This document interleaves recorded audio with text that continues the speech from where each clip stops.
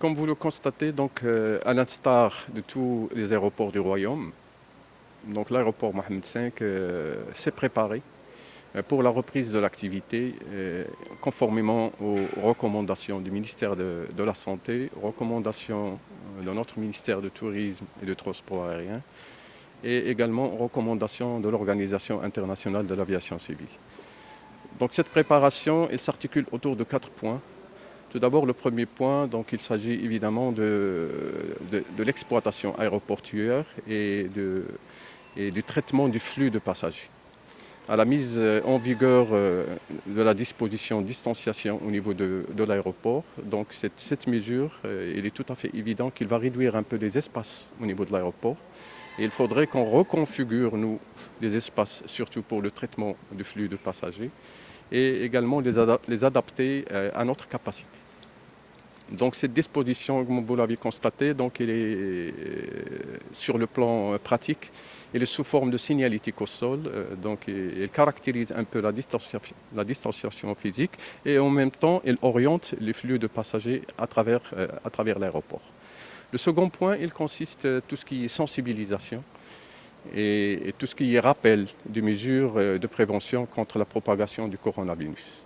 Donc nous utilisons actuellement des annonces sonores qui rappellent un peu les passagers qu'ils doivent évidemment porter leur masque, qu'ils doivent respecter les mesures de distanciation et qu'ils doivent se laver les mains régulièrement avec l'hydrogel alcoolique.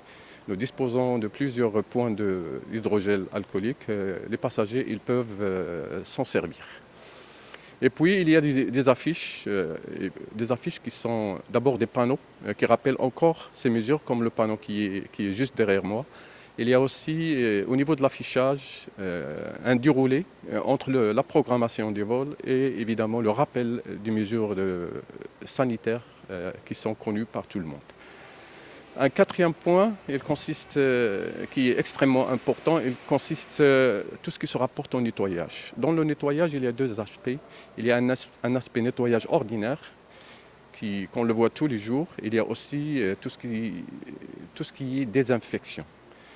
Comme donc l'aéroport elle est sollicité par l'ensemble des passagers et par le personnel également qui travaille de l'aéroport, il est tout à fait évident qu'il faudrait qu'il soit régulièrement désinfecté par une société, il y en a 3 qui sont spécialisées et qui s'occupent un peu de toute la plateforme et toutes les installations aéroportuaires. Chaque société a une zone particulière. Le dernier point plutôt, il est consacré à tout ce qui est alerte par rapport à tout ce qui est alerte et traitement en cas de détection d'un cas suspect du coronavirus. Donc nous sommes dotés de caméras ici au niveau de l'aéroport, de caméras thermiques qui permettent de vérifier la température de plusieurs passagers simultanément.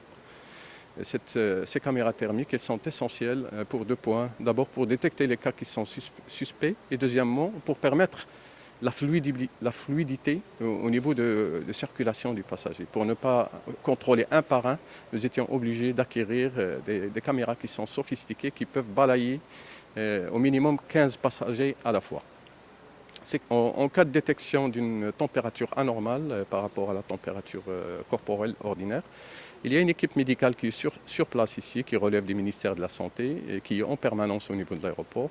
Elle prend le cas, elle le réexamine et en cas de confirmation, donc il l'oriente vers une unité médicale spécialisée. Le deuxième cas qui peut se présenter, c'est le cas évidemment d'un malade qui est déclaré à bord. C'est-à-dire qu'il est à bord d'un aéronef et il y a une suspicion, il y a un doute que ce passager il est atteint du coronavirus. Dans ce cadre, donc, il y a des procédures qui sont un peu spéciales. C'est des procédures d'exploitation normalisées qui sont conçues conjointement avec tous les intervenants sanitaires, sécuritaires et médicaux au niveau de l'aéroport. Donc, ces passagers-là, il est débarqué et puis il est réexaminé à nouveau. Et en cas de confirmation d'atteinte du coronavirus, à ce moment-là, elle est orientée vers des unités hospitalières qui sont spécialisées. Et puis, évidemment, l'avion il est désinfecté totalement avec le bagage qu'il pèse. Voilà en gros les grandes lignes de notre préparation par rapport à la reprise, que j'espère pour très très très bientôt, Inch'Allah.